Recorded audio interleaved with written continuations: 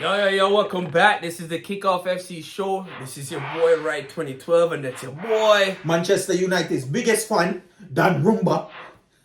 Yes, I said it. What? I've been watching since, Yeah, height. alright. Giggsy official. Left footer as well. Just make sure you hit the like button, subscribe, hit the notification bell. Now, through the season done, we're never done over here at the Kickoff FC show. You see me? That's right. We're going to have videos coming out all day, every day. Today, we're doing a season review of Manchester United. What a beautiful season, What an incredible It's been season. awesome. I've been so many exciting moments. It's the best season ever. And Ten Hag was absolutely my extraordinary. I'm picking up your sarcasm. Well, I should hope so, because I'm laying it on pretty thick. You know my favorite stat? Which one? 20 shots on goal. You're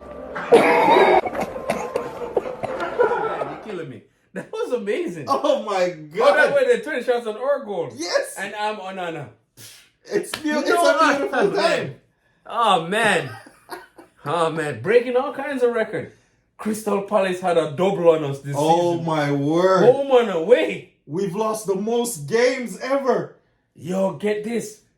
Negative goal difference in the top half. What? It's out the season.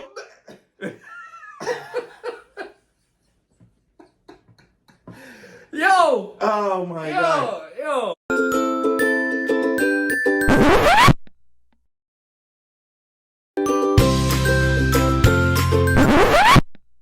Season recap. Oh my gosh, yo. It's the season recap for Manchester United.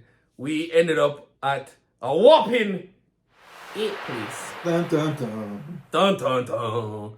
The worst we've ever finished in the English Yeah. Premier League. It's facts! It's facts! Never have we finished 8th. Ever and ever. And what makes it even worse is we are the same people that we're laughing about. Look at Chelsea down there.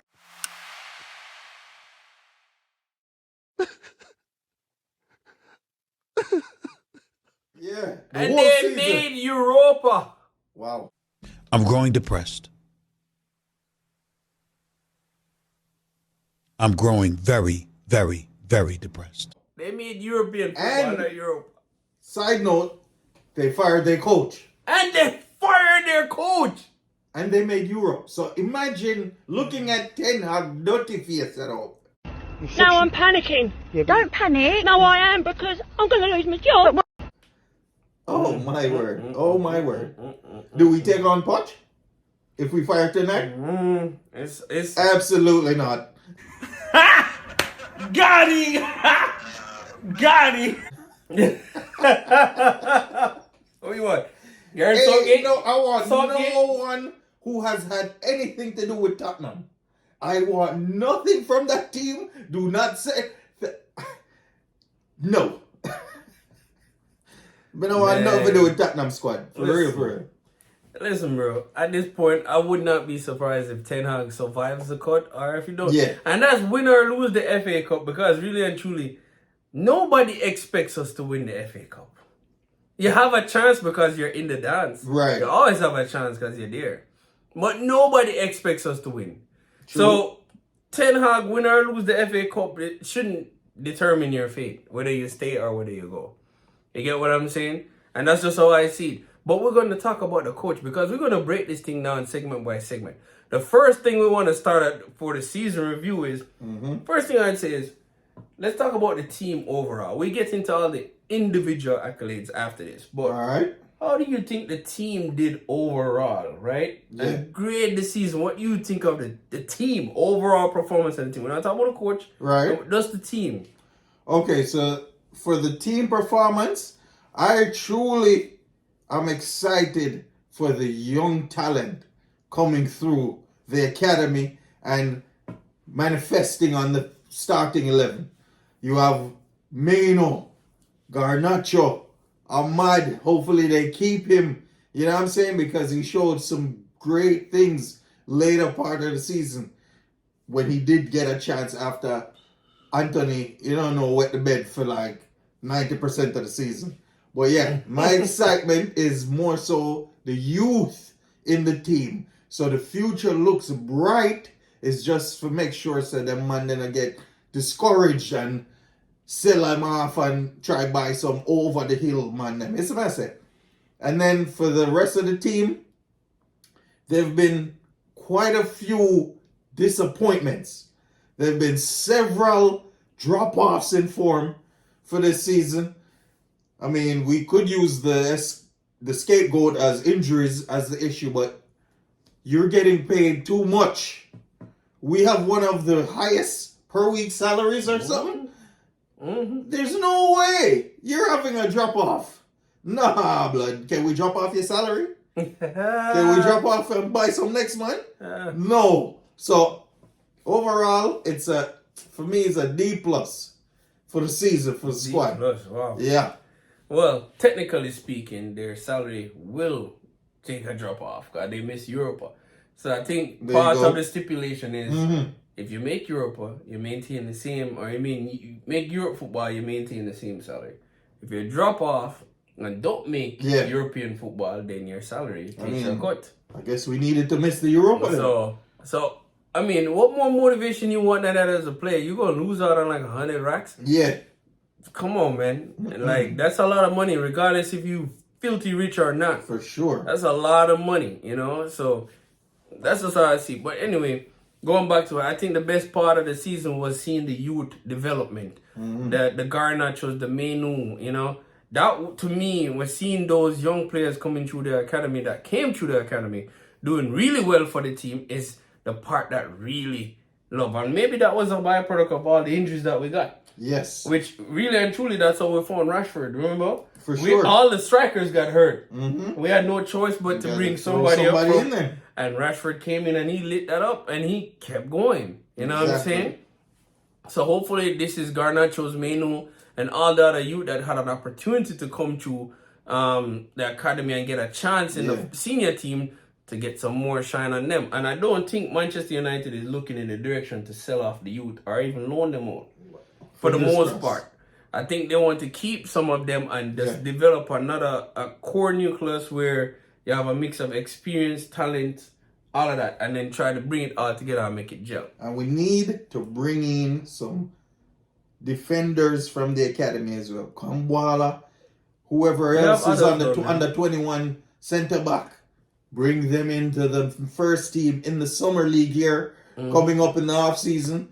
Make them get some playing time, because clearly our defense has some glass ankles and some glass knees and glass back was shatter every now and then, you know? I don't even know where you're sitting at. And that is actually a perfect segue to the next part of my season review, which is the fact that for the team, we had a lot of injuries. I'm not using that as any excuse, because next man up and the staff is there. You know, as an overall organization, that injuries happen every season, so you're gonna have to account for that. True. And if you didn't make allocations for those what ifs, then you have to live with the results, and that's why we're 8th, right? Along with a bunch of other reasons, you know. And not only that, but I feel like the on the opposite spectrum from the youth being so great, some of the more experienced players were a bit disappointing. Yeah, you know, and I'd say like, you know, players like Varane, Maguire, you know, Casemiro was disappointing. And it's okay, you're human, you have off seasons. Everybody's not going to be perfect every season. But I think the combination of those things led us to the same end result. I'd say definitely like a D-. Rasmus was on a hell of a run, injured, and then you can't find him back until the last 2 games. Right. When he came off the bench. Right. So yeah, definitely a D-. You know, that's what I'd say in terms of overall experience from the team. Facts. Now that being said, who do you think you'd give your player of the season for Manchester United? All right. Player of the season. I know who I would give it to. No question in my mind. This is a difficult one to choose, because there's 2 to 3 that you could really point out. What? Say, all right, they've either maintained what they did last season, or they have stepped up into a new role and excelled. You know what I'm saying? So, player of the season. I would have to give it to, Bruno Fernandes. Bruno Fernandes. Captain Fantastic. You saw when he didn't play in like a match or two. The team was Trash. you can't even see who's on the field. What are we doing? What is the direction? Who gonna assist? Where's the passes? The invention? Nothing. So the player of the season has to be Bruno Fernandes. I couldn't agree more. Bruno Fernandes is my player of the season as well too. Double digits goal, double digits assist. Yeah. He's just doing Bruno things. That's what we call it, you know. Mm-hmm. Silently, just because of where we ended up in 8th place, that's why people don't really see it. But Bruno had a pretty good season. Yeah. He had a Bruno type season. Maintained the ManUtd standard, even though he's a whiny little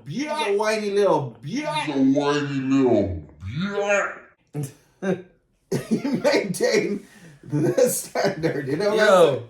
Yo, did you see that clip in the last game in the post-match interview where they was asking Bruno about his future, and he was like, "Well, I want to win, and we gotta see what's gonna happen." And then Ten Hag just came and took him. Like, yeah. I don't even want you to say anything. Drag him off. Just drag him off because Let's Bruno go. was basically saying. He's not saying, "Oh yeah, I'm here at Manchester United." Like he's like leaving that little window. Like y'all I need to see some We changes. need to see it. And then he was just saying, "But It's a must." But Bruno definitely is my player of the season. Mm-hmm. All right, on the other side of the spectrum, defensive player of the year. We had a Defensive player of the year. difference in opinion on this one. This is an easy one because clearly there's been no one playing great in the defense. None. No one giving an A grade, 20 shots on goal every match. We could be playing Sheffield United, Luton, Derby, who got relegated. And we're even in the championship. Coventry had like 18 to 20 shots. Judge. So, I mean, this is a hard one.